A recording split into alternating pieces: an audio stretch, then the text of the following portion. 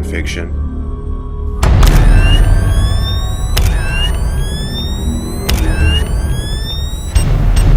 On June 18th and June 19th, we're going to find out. As 10 of you will join me. Same book again. As we investigate the estate that inspired The Conjuring. We just want to know that you're here.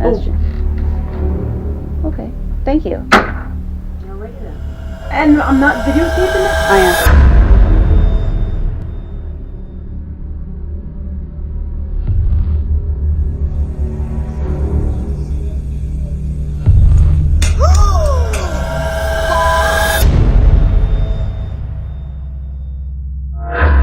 Hey, what's up everybody? Chad Calek here, and welcome back to the In a Crowded Room podcast, where before we get going on this episode, I first want to thank you for watching the promotional video to investigate The Conjuring with Chad Calek. Yours truly, June 18th and June 19th. I'm heading to Harrisville, Rhode Island for the first time ever. There's 2 back-to-back ghost hunting events. One on June 18th, which is my birthday. One on June 19th. Each night, 10 people will join me to investigate the Arnold estate, which is the allegedly haunted property that was the basis for The Conjuring. There are 2 gold tickets left for Saturday night, and that is it. There are 2 tickets left for Saturday night, the 19th. If you know for sure that you want to join me, I went ahead and put the link to the tickets in the description box. Go ahead and click that link and get your tickets while they last, in which I will be counting down the days until June 18th and June 19th. Now, before we get into what today's episode is about, because it's about a lot, I need to light a quick cigarette for the story I'm about to tell you. A true story of something that happened to me yesterday evening.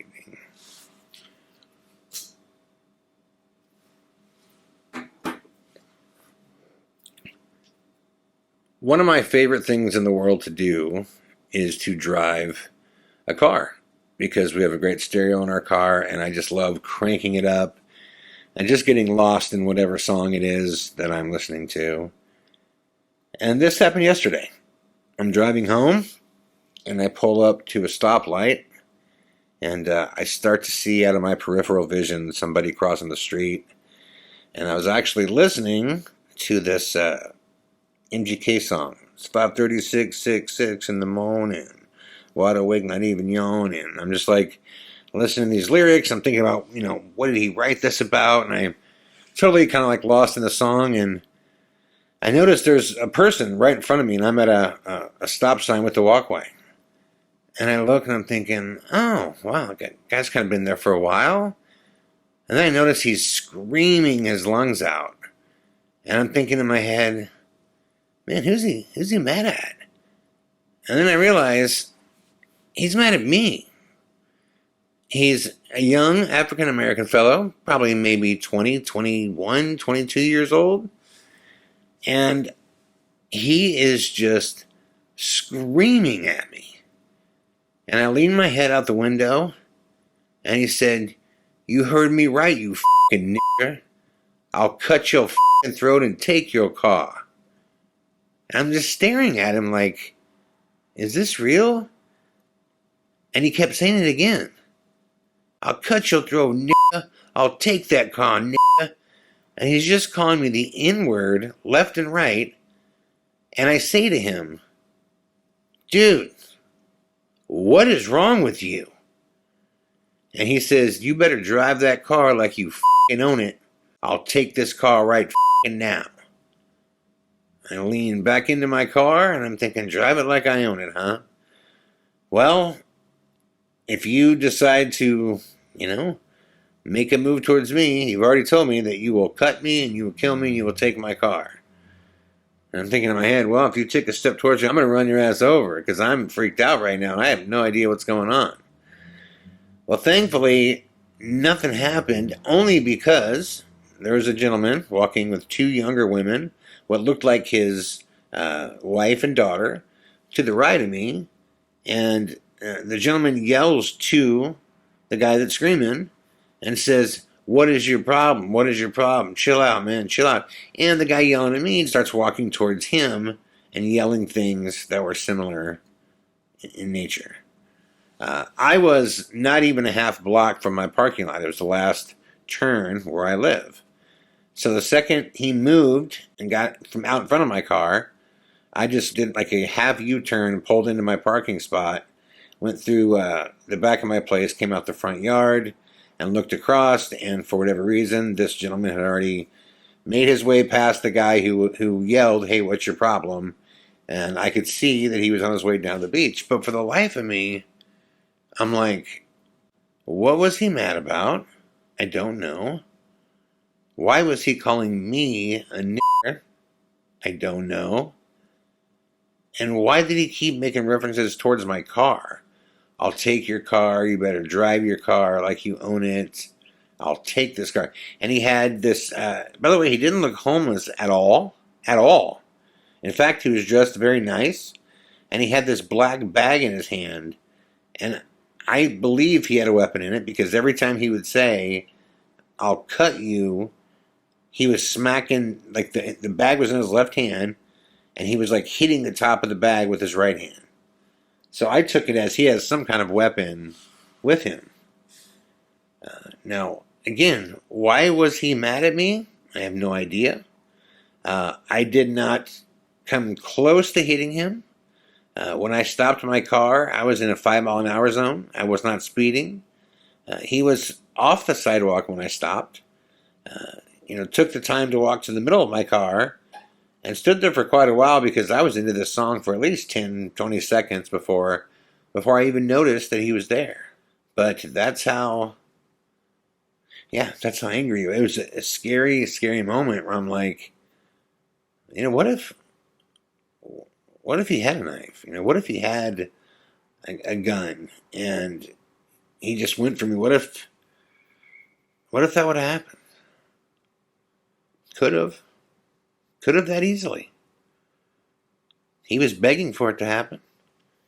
Like I said, had he charged me, I would have ran him over. That's a fact. Because I didn't know what else to do. He could have a gun. He could have whatever. And he's telling me, basically, without saying the exact words, he's saying, "I'll kill you." And someone says, "I'll cut you inward and I'll take your car." Yeah, that's, a threat. And I sit here and go, like, what happened? What happened to Ocean Avenue? Well, I can tell you what happened. The election happened. COVID happened. Homelessness happened. People losing their jobs. People reaching for help and not finding it. Trump happened. The election happened. Income inequality happened. Unemployment, not being there when it was supposed to on time happened. Stimulus checks not reaching people happened. Layoffs happened. Not being able to see people smile in public happened. There's so many things happened.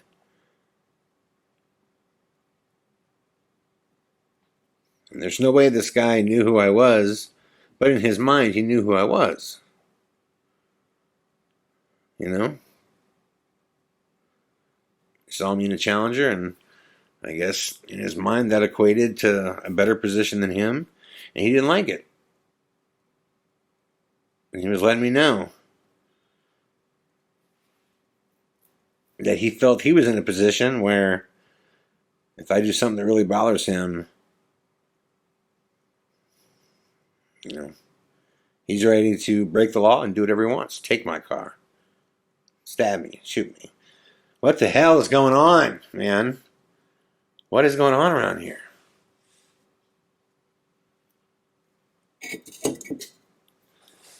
So let's do it. Let's talk about the election. I recorded several podcasts about this, but the story just changed every day. And sometimes I like to just take a step back from things and say, what's the big picture story, not the little story? As Bob Dylan would say, what's the big S, not the little s?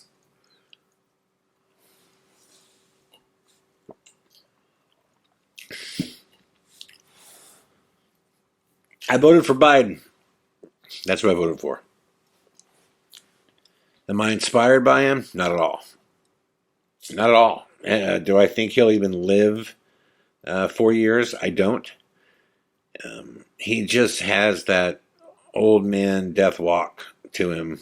And you guys know what I mean? When your walking turns into carrying the body, if you know what I mean. There's just just watch footage of him walking to the podium from the Obama years and then watch him now, and you'll know what I'm talking about. It's just something happens where you get to a certain age, and now walking is just a chore, and you're carrying, you're just carrying skin and bones around, and that's where he's at. He seems to be a good man, but I don't know things about him like I should, I guess. I definitely don't know enough about Harris to know if she is good for the country in the future or not. I mean, I know some things that people say. Of course, the right, is like, she's a socialist, she's crazy, and she's, not. I've looked into all her far left policies, and none of them seem that far left, but to a far right conservative, sure. But I'm just admittedly saying I wasn't inspired by her. I don't know enough about her. I think it's great and long overdue that it was a woman. But I also think that if a woman's going to be in office, she can't be in office because she's a woman. She's got to be in office because she was the best person for the job. And I would think that any rational-minded woman would want the same. To not get hired because, you have a vagina, but to get hired because you're the best for the job. And she seems to make a good pair with him.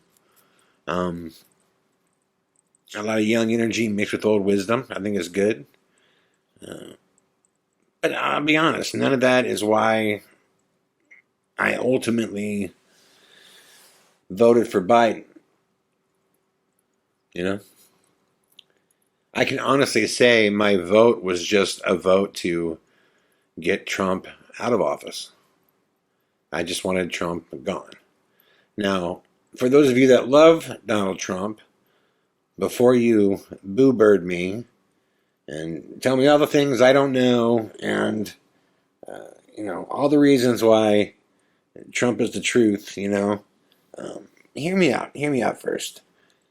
Because if you do, I think you'll understand that I've not been swallowed by the snowstorm of Hollywood snowflakes, okay? I think the far left is about as crazy as it gets, all right?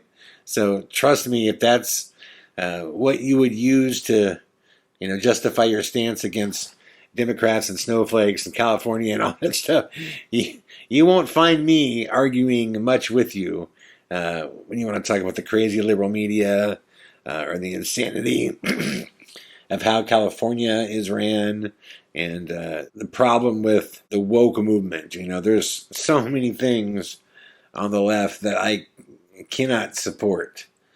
So trust me, I'm not your typical voter that just, either you're with Trump or you're against him. I have many, many split feelings, in life in general. I'm not a Republican or a Democrat. I have too many things down the middle, to make me any one party. I would like to think I'm Chad Calek. I'm an American, and I have a lot of thoughts about a lot of things. So Donald Trump. How do I feel about Donald Trump, and why did I not vote for him? Well, first let me tell you about what I like about Trump. Look, I like the fact that the guy just has King Kong-sized nuts. I mean, he's going after and going against, I should say, not necessarily after, some massive establishments. And to do that, yeah, you've got to be incredibly ignorant or incredibly brave. And I think he's probably a mixture of both. But I like that he is. I like many of you, I like that he doesn't speak like a politician. I like that he's, you know, he just shares his thoughts at the peril of himself at times, Somebody should have told him it's not a good thing, sir, to be, sending out a tweet fit at 3 a.m., because everyone knows you're pacing the halls of the White House, pissed off as can be, and panicking, because it's got to be stressful to have every aspect of your life, be dug into to see what you did wrong so you can be charged with something new, especially when you're a mobster. I mean, he was a developer in New York and New Jersey, and, he has the casinos on the Jersey Shore. That's what the mob did. They were developers. They were, they're in the city. So there's no way Trump could, or his father, could be involved in, building unless they worked, with the mob. And, this is something confirmed by the mob as well, too. So, Trump is definitely an old school, New York mob mentality guy, and he has comedic timing. I mean, he's very funny. When he gives his, his rallies, he just seems to have, like I said, at times comedic timing.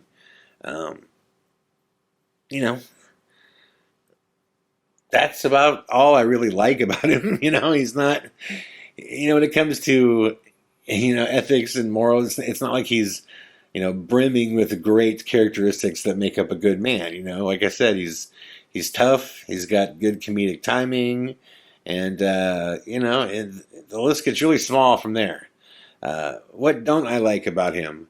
Well, look at it this way, guys. I mean this when I say this, and it just dawned on me yesterday. Donald Trump is crazy. Like, he's batshit crazy, guys. I mean, imagine if I did like Instagram Live and you guys came on and you're like, hey, Chad, how was your day today? And I went, it was incredible. It was the best day I've ever had. Some people say that it's the best day anyone's ever had. It might be the greatest day experienced ever by a human being. And then if you went, how's Bugsy doing? And I went, oh, Bugsy's doing incredible. It's unlike anybody's ever seen. People are saying he's the happiest dog, maybe in the world. Maybe. And you guys would be like, what?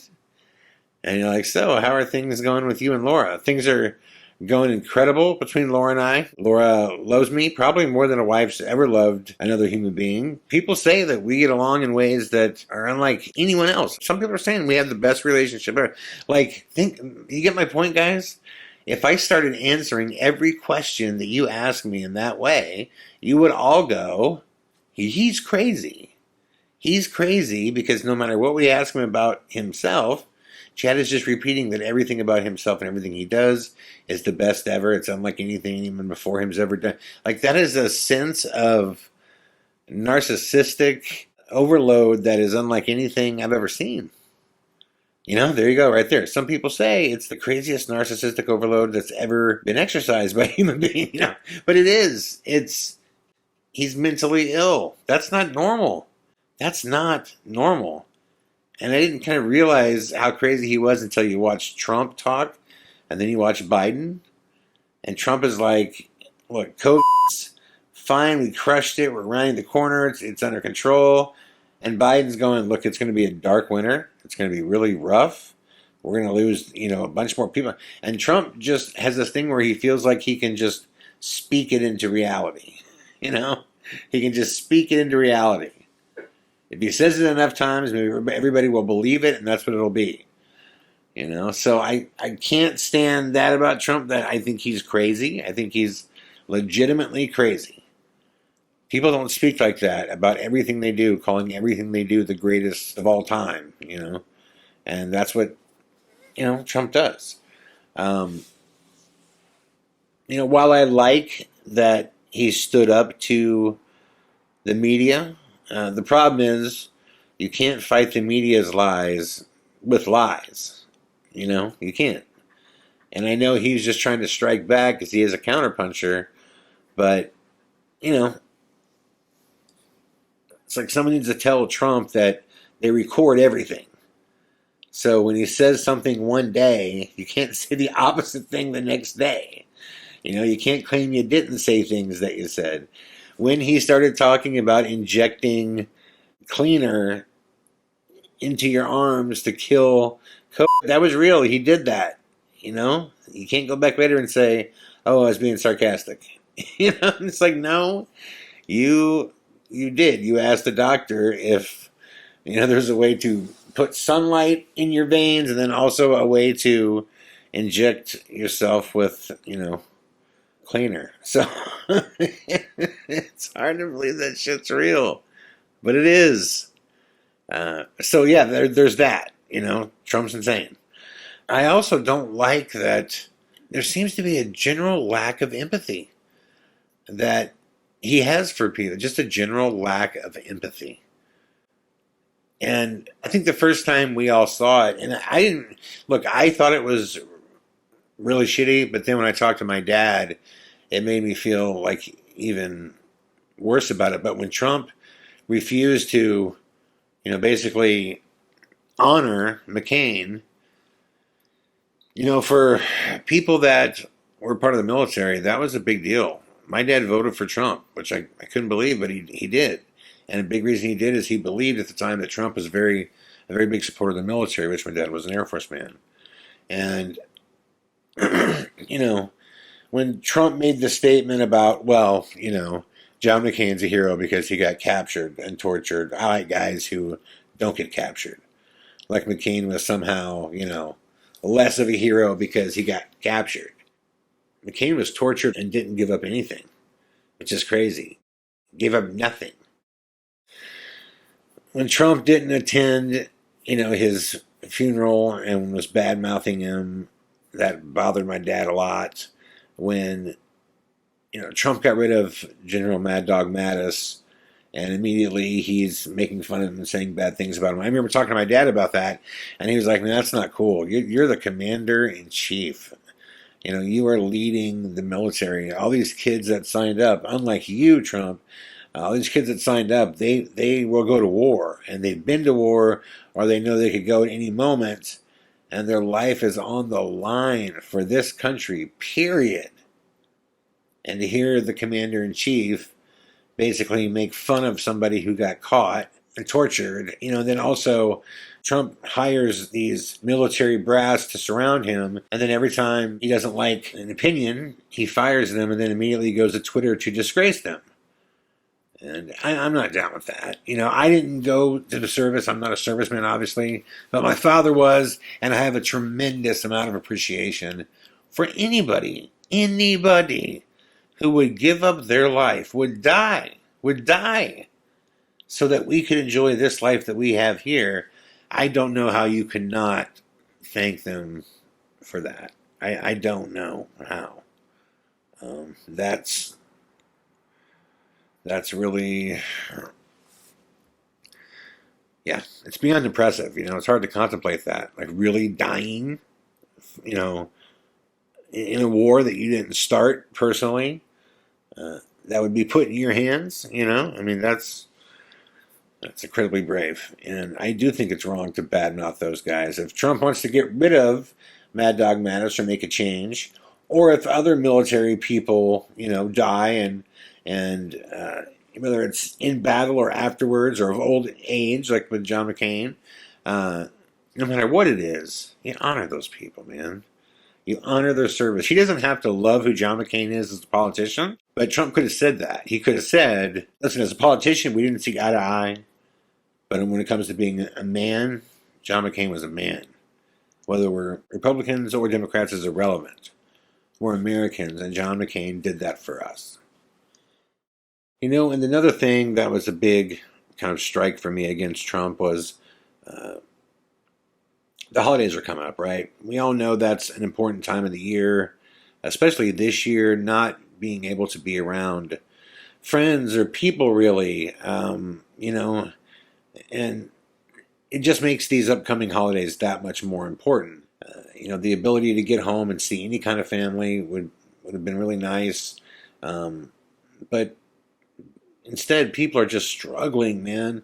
The income inequality has just made it where those who are in the stock market and who have considerable wealth are doing great, but the middle class, what's left of it, is being decimated as small businesses are closing like crazy. And those who were in a situation where they were struggling to get by, they're getting crushed right now. I mean, they are getting crushed right now. So the whole stimulus package thing would have been really nice for people to get right before the holidays because it's needed. That $1,200 went by so fast. And can you believe? I mean, that was like 6 months ago. It's like 6 months ago, and people have. I can't even believe they found a way to survive to this point. So people needed that. They needed that right before Christmas. They needed him to pull that off, right? He's the art of the deal guy. He can make a deal with anybody. And all I kept hearing was Nancy Pelosi, Nancy Pelosi, Nancy Pelosi. But the sticking point, supposedly, her budget was like 2.4 trillion. They got his like 1.9 trillion. And Trump was blocking the entire package and saying, I will not, approve state money for blue states. He claimed that Pelosi was just trying to bail out poorly ran states that were led by Democrats. And my argument with that was, listen, man, we're not blue or red, we're not. We're just people. Everybody's people.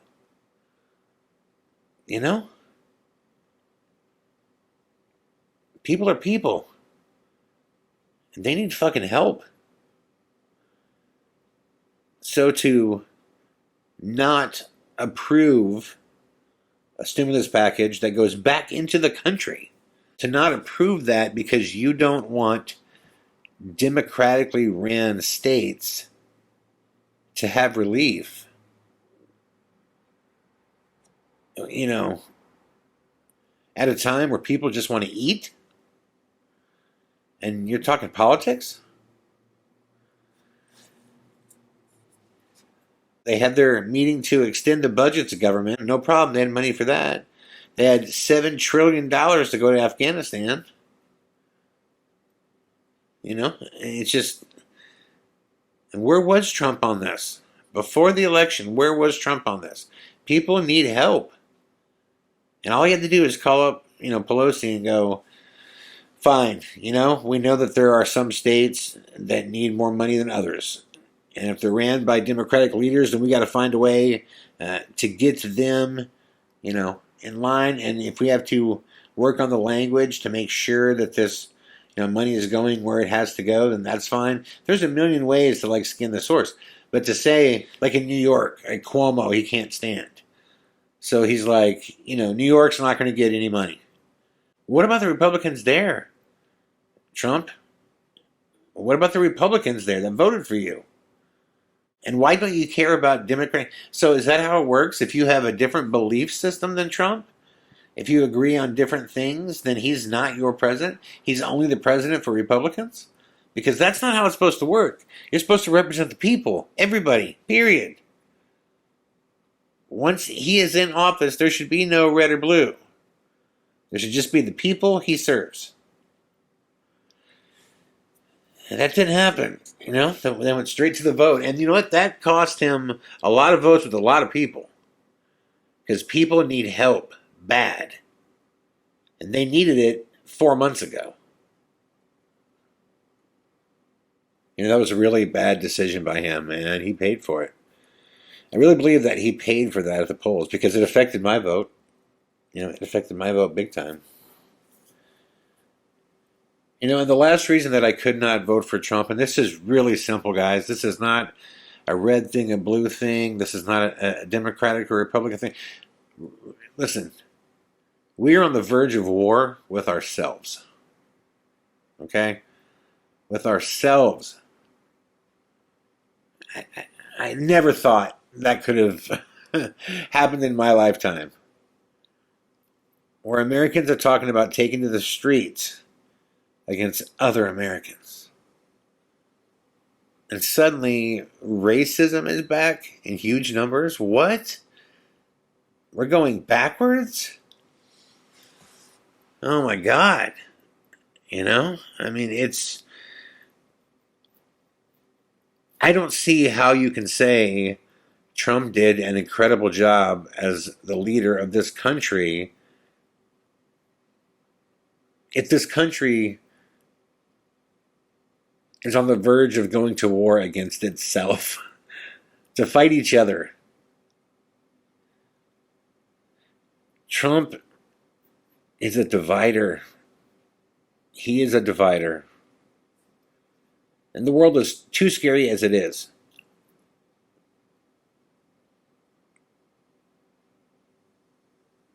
The last thing I want to worry about is us killing each other when there's the Putins in the world and the Xi's in the world and the, North Korea's in the world. Like we shouldn't have to wake up and worry about ourselves. And Trump was directly responsible for that. Starting with, there's good guys on both sides. No, they were asking him in Charleston, did you see the Aryan nation, the white supremacists that were out there trying to create the situation that they created? And Trump says, yes, and yeah, he did say the KKK is bad and all this stuff, and then he says there were good people out there on both sides. It's just like during the debates when they're like, well, you disavow white supremacy right now. And it'd be so easy for Trump just to go, yes, I disavow them all. If you're out there, you're doing wrong, we're coming for you. We're not going to allow you to do this on the street. Like, he could have made it so easy. But he says to stand down and stand by.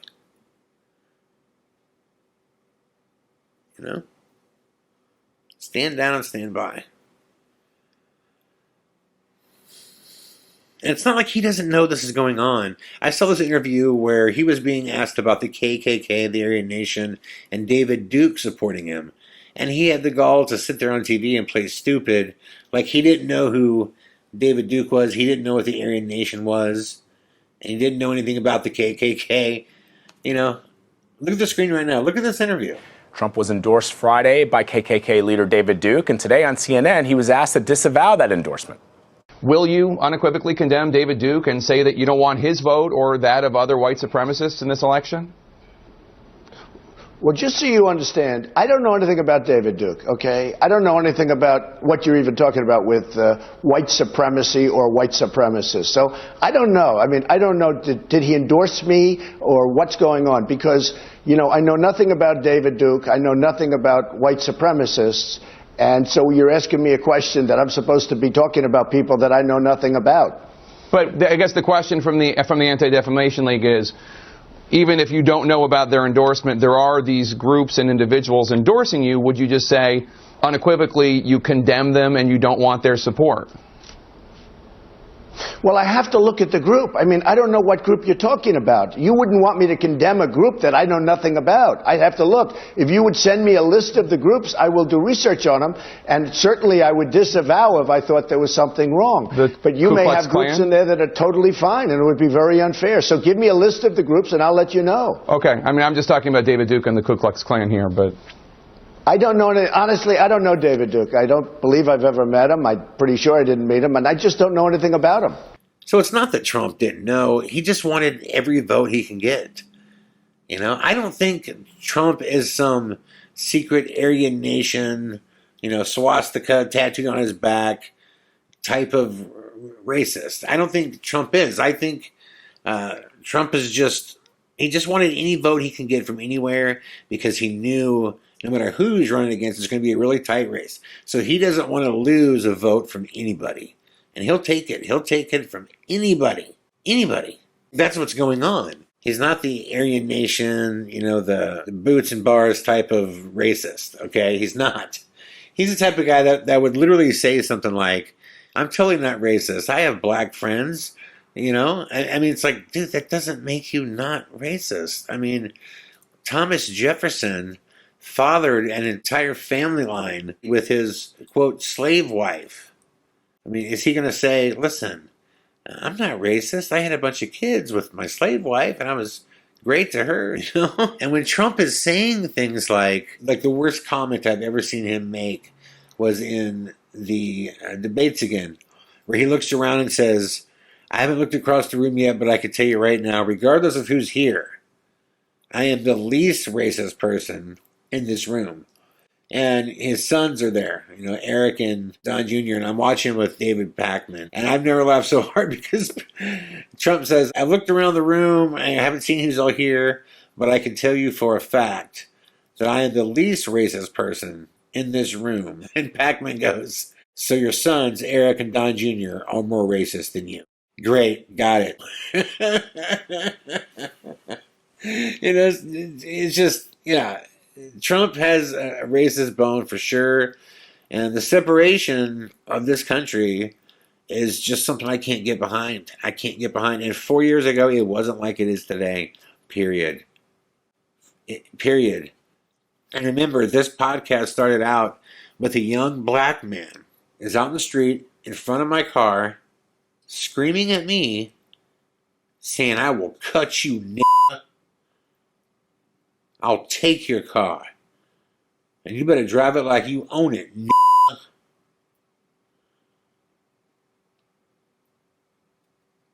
It was not like this 4 years ago.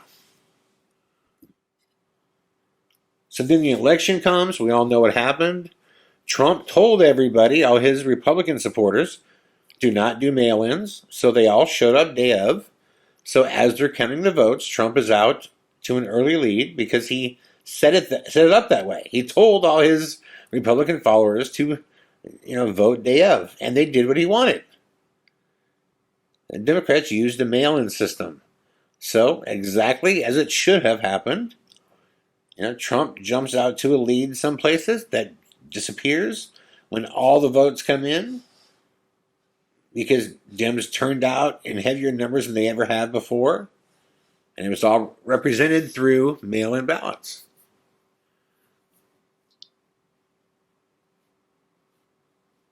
So Biden wins,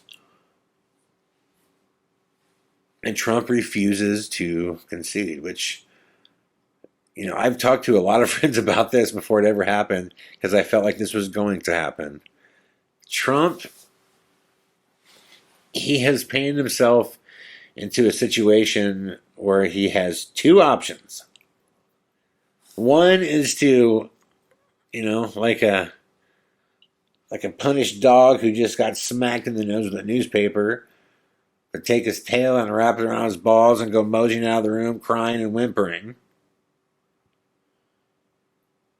Or go out like a martyr for your cause. In his mind, not in reality. He's doing what will make the biggest mark.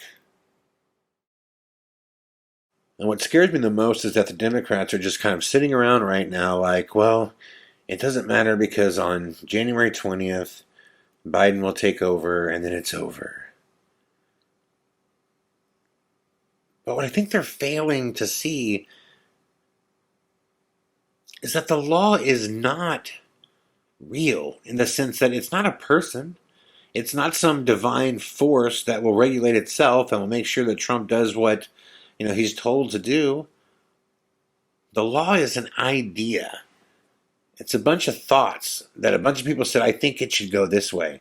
But it's so non-resolute that you have lawyers to interpret that because it's just ideas.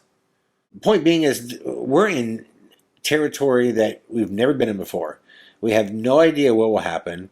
Nobody knows why Trump is firing and hiring these crazy loyalists that are all in the Defense Department. Nobody knows what's going on right now, but I know this, guys. I know this. The one thing that Trump is making very clear, and he's saying it loudly right now, I do not concede. And unless somebody makes him do it, he's not going to.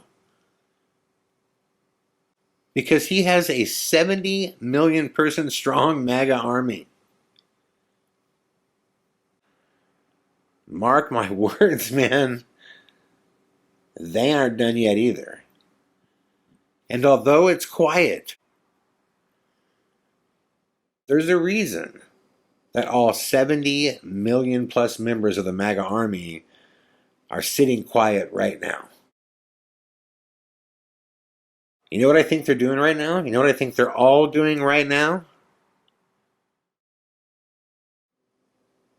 They're standing by.